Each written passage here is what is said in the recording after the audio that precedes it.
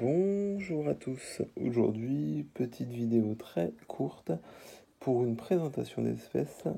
Aujourd'hui je vous présente Camponotus multifarius, anciennement, enfin toujours appelé Camponotus xiangbang, qui est un nom commercial en fait.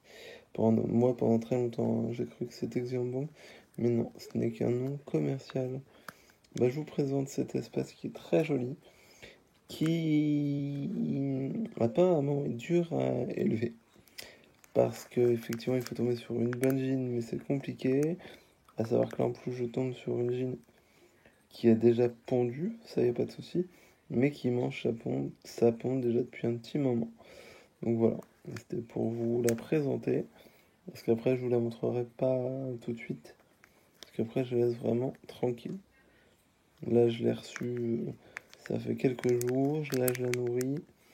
Elle mange bien, c'est pour ça que je continue de la nourrir. Et après, elle partira vraiment au calme, chauffée. Donc, c'est une espèce asiatique. C'est une espèce qui aime bien l'humidité. Et c'est une espèce, par contre, où en élevage, on a quand même très peu de vrais retours. Voilà. Je vais essayer de bien vous la montrer. C'est une espèce très très poilue.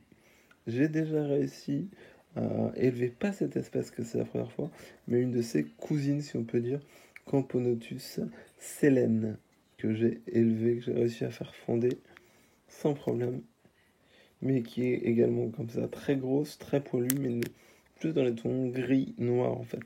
Voilà. Vous voyez, c'est vraiment une vidéo très courte que je vous fais aujourd'hui pour vous présenter cette espèce qui est vraiment, pour moi, magnifique et qu'on voit quand même peu en élevage. Donc c'est une espèce qui est assez grosse.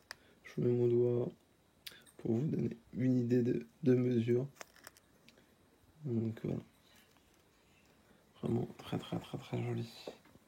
Je vais vous faire des images correctes. Mais j'attends toujours mon trépied et ma macro. Voilà. Vous pouvez voir que ça donne. Avec une grosse tête très très carrée.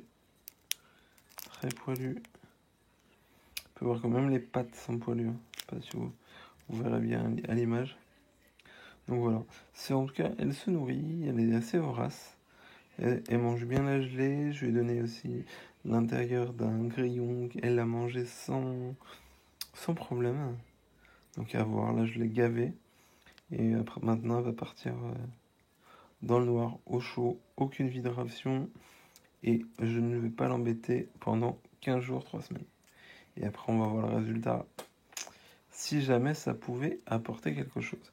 Si jamais au bout de 3 semaines je n'ai toujours rien, j'essayerai. Alors c'est une technique que je vous donne parce que c'est ma technique à moi qui a déjà marché chez moi pour certaines espèces. Je rajouterai un petit peu de substrat type tourbe avec quelques colomboles à l'intérieur pour lui permettre de chasser et également de maintenir le tube propre. Voilà. J'espère que la vidéo vous a plu, j'espère que l'espèce vous a plu. Bonne journée à vous, à très bientôt. Salut. Hop. Au revoir, madame Zegmang. Petite de la secouer, petite mère, et voilà. Je vous laisse. Ah bah alors, comme ça vous permet quand même d'avoir un joli petit plan, bien voir ces petits poils, très poilus. On va lui prendre un rendez-vous chez l'esthéticienne, ne vous inquiétez pas. Bonne journée, salut.